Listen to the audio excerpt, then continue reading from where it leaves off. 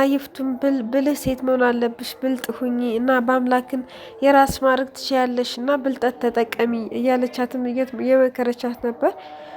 ሄርሜላም እንግዲህ ምን ማድረግ እችላለሁኝ እኔን እንዲወደኝ ማድረግ እችላለሁ እና ደግሞ ግዴታ ኃላፊነት እንዲሰማው አደርጋለሁ ምክንያቱም የእሱ ልጅ ነው ያረገዝኩት ስትላት ነበር።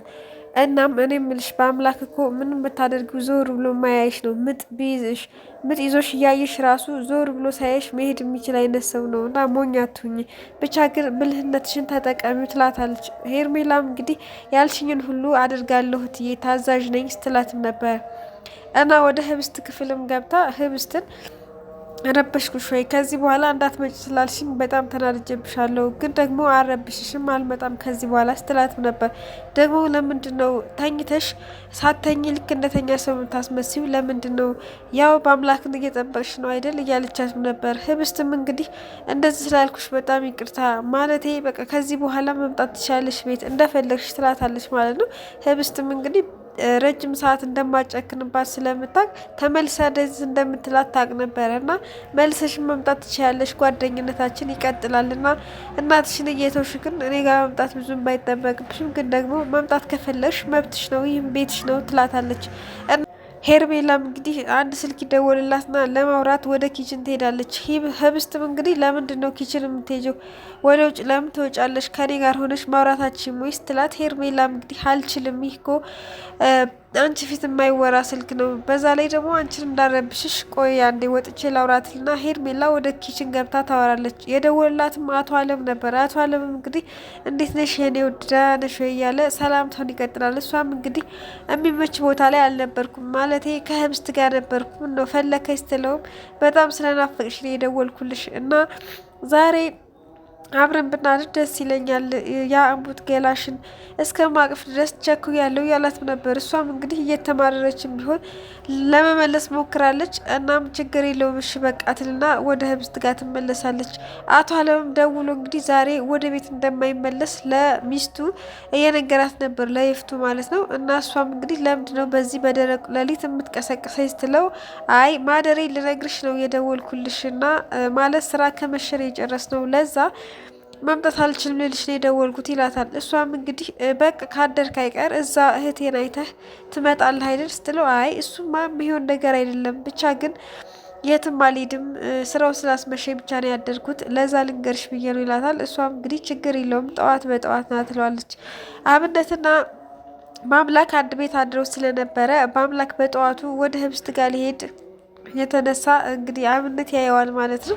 እኔ ምልህ በአምላክ በጠዋቱ የት ለመሄድ ነው እንደዚህ የምትሿንከከው ይለዋል ማለት ነው። በአምላክም እንግዲህ አልተንሿከኩም ግን እንዳረብሽ ብዬ ነው እንደዚህ ቀስ ብዬ በር ምከፍተው ይለዋል ማለት ነው።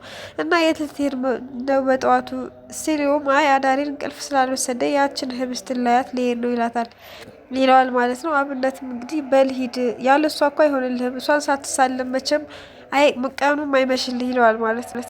ወይዘሮ ይፍቱም እንግዲህ ባሏ በጠዋቱ ወደ ቤት ስለሚመጣ ቶሎ ቶሎ ቁርስ ስሪ ልትል ወደ ኪችን ወደ ታፈሱ ጋር ትሄዳለች። ታፈሱም እንግዲህ ብዙ ነገር እያሰበች ስለነበረ ስራዋ ትታ በሀሳብ ጭልጥ ብላ ነበር እና ትመጣባትና እኔ ብልሽ ቆይ ምን ይሻልሻል ቶሎ ቶሎ ቁርስ ስሪና እየመጣ ስለሆነ በልቶ እንዲሄድ ትላታለች። መኖ ታፈስም እንግዲህ እሺ ችግር የለውም እትዬ ብላ ስራዋን መስራት ትቀጥላለች። በአምላክም እንግዲህ ከአብነት ቤት መጥቶ ወደ ህብስት ክፍል ይሄዳል። እዛም ሄርሜላ በእንቅልፍ ልቧ ሆና እንቅልፍ ሳይወስዳት ማለት ነው ሌላ ቦታ አደርክ አይደለ ግን በጠዋት እዚህ ክፍል እንደምትመጣ አውቃለሁ እዚሁም እንደምታናግረኝ ህብስት ፊት እያለችም ነበር። ህብስትም ሁሉን ነገር ማወቅ አለባት አይደል እያለች ሄርሜላ እንግዲህ የዚህ ቤት ተቆጣጣሪ ልሆን ትንሽ ነው የቀረኝ ያለች ልቧን በተስፋ ትሞላዋለች። እናም በአምላክ ይመጣና ህብስትን ለማየት ሲመጣ ሄርሜላ አብራት ስለነበረ እና ውጭ ይፈልግሻለሁ ብሎ ያናግራታል። ሄርሜላንም እንግዲህ አናግሯት ሲመለስ ህብስትም እኔ የምልሽ ግን ምንድነው የሚያናግርሽ ለብቻሽ ስትላትም አንቺ ደግሞ አጫውጭኝ እሱም ይጮህብኛል አንቺን በበኩልሽ ትጠይቅኛለሽ እኔ ምን ይሻለኛል ግን ደግሞ አንድ ነገር የደበቁሽ ነገር አለ የደበቁሽም ነገር ከአባትሽና እናትሽ የሆነ ብር ስለተቀበልኩ ያንን ስቀበል ደግሞ በአምላክ አይቶ ነበረ ለዛም ተናዶብኝ ነው ትላታለች ስልና ነገሩን ታስቀይታታለች። ህብስትም እንግዲህ ብር እኮ እንደሚያስፈልግሽ አውቃለሁ እናትሽ ስለታመመች ስለዚህ እኔ ቂም አልይዝብሽም ትላታለች። አቶ አለም እንግዲህ ወደ ቤት ይመጣል በጠዋቱ ማለት ነው።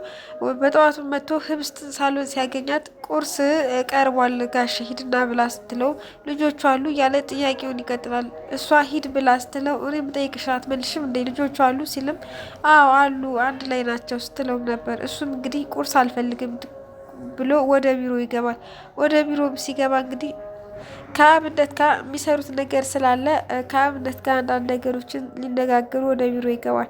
ከዛም በፊት ግን ሚስቱ ይፍቱ የሆነ ምነግርህ ጉድ አለኝ እኛ ቤት እኮ የማይፈጠር ጉድ የለም ስትለውም ነበር። አቶ አለም ለመስማት በጣም ጓጉቷል። ምንድን ነው እባክሽ እስኪ ንገሪ ሲላትም በአምላክ ሄርሜላ ከማምላክ እንዳረገዘች እየነገረችው ነበር።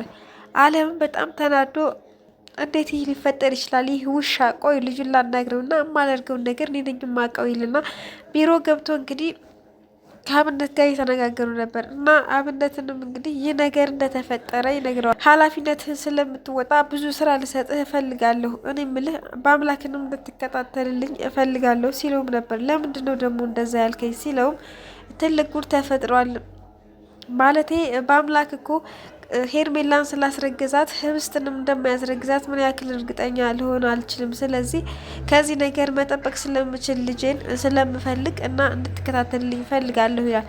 አብነት ይህ ነገር ለሱ አዲስ ነበር። ምክንያቱም ይህ ነገር ተፈጥሮ እንዴት ይደብቀኛል ብሎ አስቦ በጣም ይህ ነገር ሲሰማ ኦፍ ይሆንና በአምላክ እየተጣራ ወደ ሳሎን ይሄዳል ማለት ነው። እና በአምላክ ብሎ ሲጣራ በአምላክም ወደ ሳሎን ይመጣል። ይፍቱም ምንድነው ይህ ጩኸት ብላ ወደ ሳሎን ትመጣለች። አቶ አለምም ለምንድነው ይህ ነገር እየነገርኩት ጥሎኝ የወጣው ይሄ ልጅ ያመዋል እንደ እብድ ነው እንደ እያለ ተከትሎት ይወጣል። እንግዲህ አብነትም በጣም ስሜታዊ ሆኖ በአምላክ ልክ ስሩ ሲቆምለት አንተ ውሻ ነህ እንዴት ሄርሜላ ካንተ አረገዘች ማለት ነው የሚለውን ቃል ህብስት ትሰማለች። ምንድነው ያልከው እያለችም እንግዲህ አብነት ያለውን ነገር ማመን አቃታት ህብስት ማለት ነው። እና ህብስት ግን ሲጮህ ስለነበረ በቃ ነገሩን ለማዳመጥ ነበር ወደ ሳሎን የመጣችው። ወደ ሳሎንም ስመጣ ቆማ ስለነበረ ይፍቱና አቶ አለምና ቆማ ማየት ስለማይፈልጉ እንዴት ልትቆም ቻለች ብለው ሁለቱም እንግዲህ በግርምት ተፋጠው ሲያዋት ነበረ። እሷም እንግዲህ የመቆሟ ነገር ብዙም ትዝ አላላትም። ነገሩ እንዴት ይህ ነገር ሊፈጠር ቻለ ብላ በጣም ተደናግጣ ስለነበረ ሁለት ጥያቄ ሆኖባታል።